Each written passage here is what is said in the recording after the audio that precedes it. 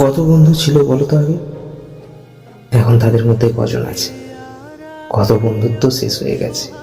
যাদের ভেবেছিলে এই মানুষটাই আমার বেস্ট ফ্রেন্ড, এই মেয়েটাই আমার বেস্ট ফ্রেন্ড, যাদেরকে একটা সময় বেস্ট ফ্রেন্ড ভেবেছিলে, তারাই সবার আগে তোমাকে আঘাত করে চলে গেছে।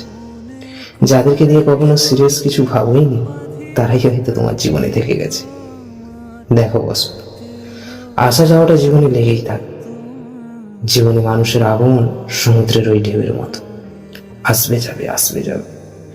ম্যাটার করে না এটা, ম্যাটার করে কোনটা বলো তো? কে থেকে গেছে বা কেন থেকে গেছে, সেটাকে বোঝো।